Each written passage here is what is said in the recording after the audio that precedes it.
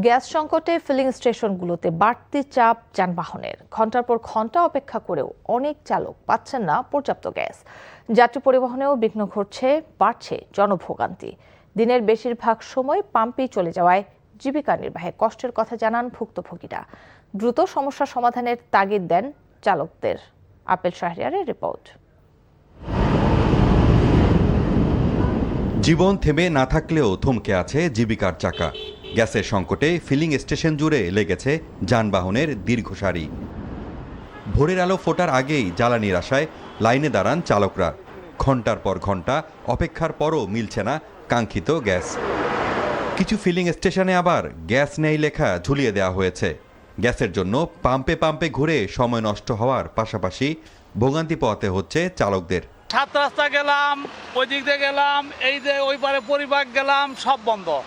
ওই মগবাজার রেল লাইনের কাছে গেলাম, ওটাও বন্ধ।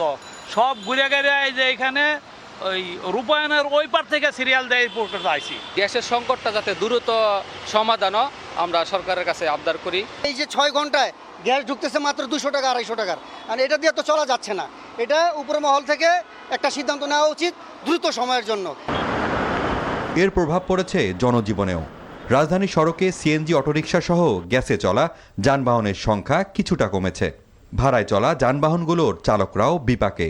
সময়ের সঙ্গে বাড়ছে দুর্ভোগ, কমছে আয়। সকাল 7:30 থেকে আমি আইসা লাইনে দিয়েছি, এখন 11:30 বাজে। আমার সংসার আছে, ফ্যামিলি আছে, পরিবার আছে, মা বাবা আছে, সবাই আছে। এইভাবে যদি যায় তাহলে কিভাবে সংসার চলবে? 4 ঘন্টা হয়েছে সিরিয়ালে, এখনো সামনে মনে হয় 200-250 গাড়ি আছে। গ্যাস সময় মতো পাবো কিনা এটাই মুশকিল। ফিলিং স্টেশনের কর্মকর্তারা বলছেন গ্যাসের সংকট নতুন নয়, কিছুদিন ধরে আরও বেড়েছে, তাই যানবাহনের চাপ বেশি। এখন খুবই খারাপ অবস্থা। যেখানে আপনার 600 টাকার গ্যাস যাইতো সেখানে গ্যাস যাইতেছে 200 থেকে 250 বা অথবা 300। চাহিদা অনুযায়ী মানুষের চাহিদা সরবরাহ করা সম্ভব হচ্ছে না। আমাদের বিরতিহীনভাবে কাজ চালাই যাইতে হইতেছে। সরকার বলছে মহেশখালীতে এলএনজি টার্মিনালে কারিগরি ত্রুটির কারণে সমস্যা হচ্ছে। দ্রুত সময়ে সমাধানের আশ্বাস দেওয়া হয়েছে জ্বালানি মন্ত্রণালয়ের পক্ষ থেকে। Apple Shahriar, NTV news, Dhaka.